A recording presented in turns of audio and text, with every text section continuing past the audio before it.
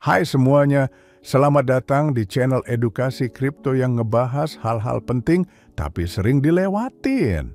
Kali ini kita bahas satu topik klasik yang gak pernah basi.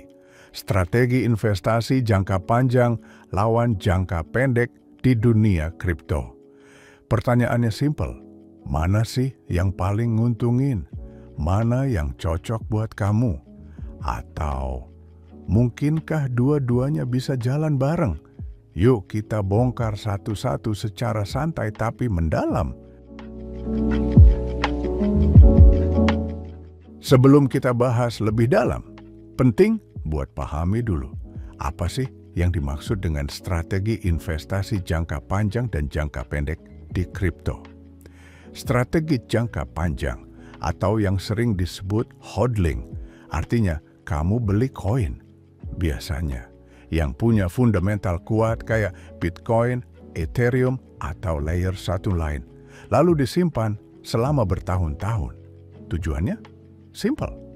Kamu berharap nilainya naik berkali-kali lipat seiring waktu. Di sini, kamu nggak terlalu peduli sama fluktuasi harian karena kamu main di skala tahun. Sementara itu, strategi jangka pendek lebih aktif. Bisa berupa day trading, scalping, atau swing trading. Intinya kamu beli dan jual dalam waktu relatif singkat. Bisa hitungan hari, minggu, bahkan jam. Target kamu adalah ambil untung dari pergerakan harga kecil tapi sering. Tapi strategi ini butuh waktu, fokus, dan skill technical analysis yang tajam. Strategi jangka panjang sering dipilih karena kesederhanaannya.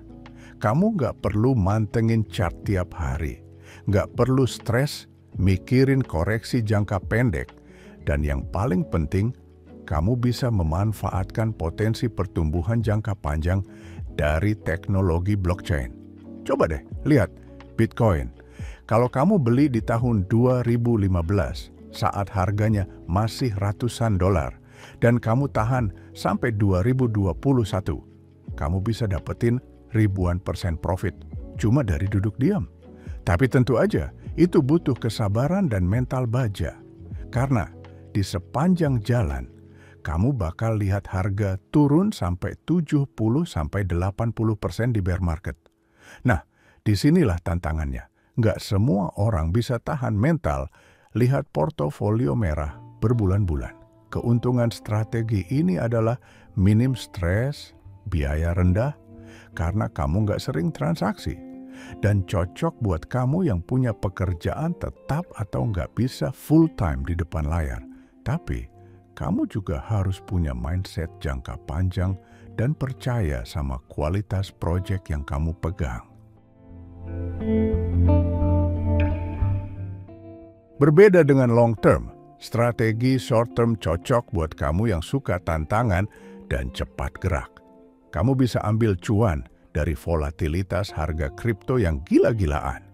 Misalnya, beli altcoin waktu koreksi, jual pas pump. Atau masuk pas breakout, keluar pas target tercapai. Keuntungannya jelas. Kalau kamu jago baca chart, kamu bisa dapetin profit lebih cepat dan lebih sering. Beberapa trader bisa dapat 10% sampai 30% dalam sehari. Tapi ingat, makin tinggi potensi cuan, makin tinggi juga resikonya. Kesalahan eksekusi, FOMO, salah baca market, itu bisa bikin kamu rugi besar. Belum lagi tekanan psikologis dan waktu yang harus kamu curahkan. Kamu harus selalu up to date dengan berita market. Ngerti indikator teknikal kayak RSI, MACD, support resistance, dan siap ambil keputusan dalam hitungan detik. Contoh nyatanya? Oke, bayangin kamu beli Bitcoin waktu crash tahun 2018, pas harganya di sekitar $3.000. Lalu kamu tahan sampai 2021. Di tahun itu, Bitcoin tembus $60.000. Artinya, kamu dapat profit 20 kali lipat cuma dalam waktu 3 tahun, tanpa analisa teknikal ribet, tanpa trading tiap hari. Cukup riset proyeknya, percaya sama teknologi dan potensi jangka panjangnya, lalu tinggalin aja selama beberapa tahun. Tapi penting juga dicatat. Long term gak berarti asal beli lalu tidur. Kamu tetap harus monitoring perkembangan proyek, update regulasi, dan pastikan koin yang kamu pegang tetap punya masa depan. Di sisi lain, investor jangka pendek juga punya banyak cerita sukses. Misalnya, saat ada koreksi pasar, altcoin turun 20%. Seorang trader bisa masuk posisi dan dalam 2-3 hari harganya rebound 15-25%. Dia ambil profit, lalu cari peluang berikutnya. Strategi ini sering dipakai pas market sideways atau dalam fase mini bull run, tapi butuh skill tinggi, pengalaman, dan disiplin. Banyak trader pemula yang justru rugi karena overtrade atau nggak pasang stop loss.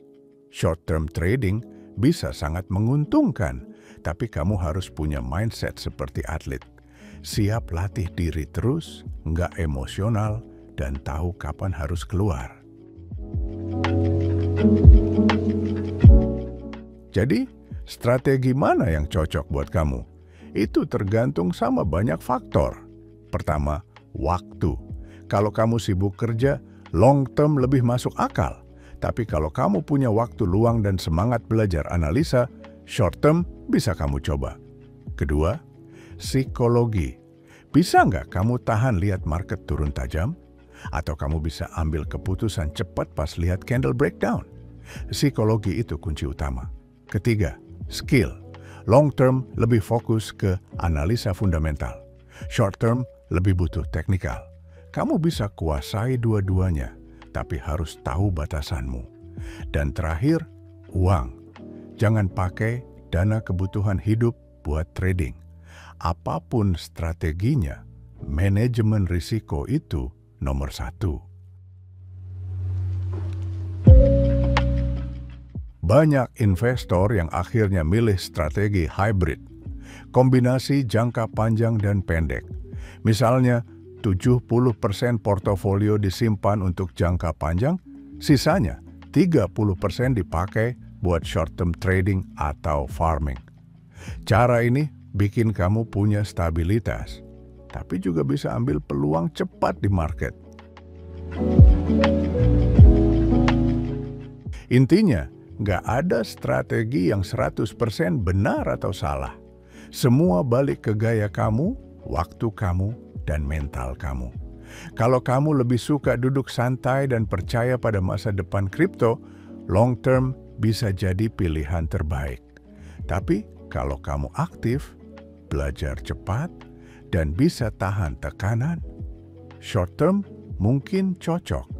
Yang penting, jangan asal ikut-ikutan. Pahami dulu, pelajari dulu, baru terjun.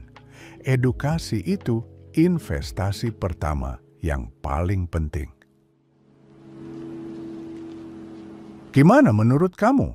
Kamu tim long term atau tim short term? Atau justru hybrid? Gabungin dua-duanya. Tulis pendapatmu di kolom komentar ya, karena diskusi dari kalian bisa nambah insight buat semua. Dan buat kamu yang baru mau mulai trading atau investasi kripto, aku rekomendasiin mulai dari platform yang aman dan udah terbukti, kayak Binance. Kalau kamu daftar lewat link yang ada di deskripsi video ini, kamu bisa dapetin cashback trading fee sampai 20% setiap kali transaksi. Lumayan banget buat hemat biaya saat trading atau investing jangka panjang. Jangan lupa like, subscribe, dan aktifin loncengnya biar nggak ketinggalan konten edukasi kripto yang lainnya. Sampai ketemu di video berikutnya. Keep learning, keep growing, dan jangan lupa Dior.